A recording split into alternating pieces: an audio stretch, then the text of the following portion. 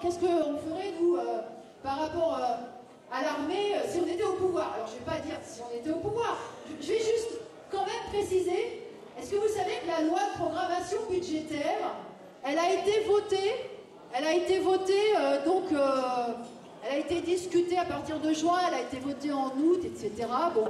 Est-ce que vous savez, par exemple, que le Parti communiste, la France insoumise, ils n'ont pas voté. Ils ont voté contre. Mais ils ont voté contre de quel point de vue? Ils ont voté contre en disant, en gros, que ça ne suffisait pas. Ils ont voté contre en disant que, finalement, il fallait plutôt en rajouter. Bastien Lachaud, qui est le spécialiste défense de la France insoumise, a expliqué que le gouvernement il n'avait pas pris en compte l'inflation dans ses calculs. Donc si on prenait en compte l'inflation, sans doute que c'était pas 413 milliards, mais sans doute un petit peu plus.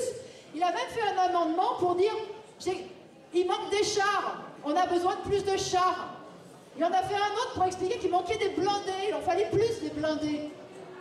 Voilà, donc il faut quand même le savoir. C'est-à-dire que dans les partis qui prétendent représenter les intérêts des travailleurs, en réalité, ils sont déjà en train de faire l'union sacrée, en fait. Ils sont déjà en train de dire, bah oui, il nous faut une bonne défense nationale, bah oui, il nous faut une bonne armée. Alors en général, ils disent, il faudra acheter quand même français, hein, il faudra acheter chez Dassault, chez Thales, etc., etc. Mais quand même, la logique, c'est ça. Hein, la logique, c'est qu'il y a des menaces, il faut une bonne défense. Donc en fait, eux, ils sont prêts. Ils sont prêts, ils sont chauds. Hein, dans le cas d'une guerre, finalement, bah, on y va. Bon, alors, je tiens quand même à le signaler parce que vous voyez tout ça. Ça passe, on n'en discute pas, justement. On n'en discute pas. Mais ça veut dire que si jamais il y a une guerre, si jamais la guerre, elle se rapproche, eh ben, on sera complètement pris au démuni. On sera pris de court. On ne saura même pas comment réagir, quoi dire. Ça les arrange bien que ces histoires de guerre, ça ne soit pas discuté. Ça les arrange beaucoup qu'il n'y ait pas de campagne politique et d'opposition politique autour de ça. Et ils comptent là-dessus. Ils comptent là-dessus pour que finalement, on obéisse en fait au doigt et à l'œil quand ils décideront d'aller en guerre. Hein? Donc, alors, nous, notre politique, moi j'ai eu une discussion comme ça avec un de mes collègues. Il me dit oui mais c'est très bien qu'il y ait plus de chars, y compris pour faire la révolution. Il me dit pourquoi t'es contre qu'il en faut plus de chars pour faire la révolution? Mais non, le problème c'est pas ça.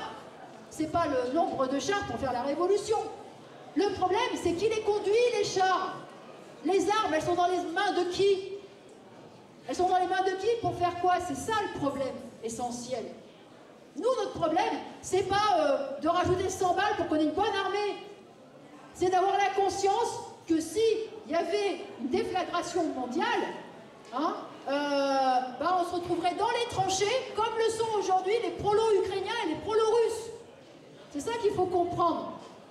Hein, et que là, effectivement, ce qui se jouerait, ce serait d'être capable de retourner nos armes contre nos propres généraux. Ça, c'est les paroles de l'international.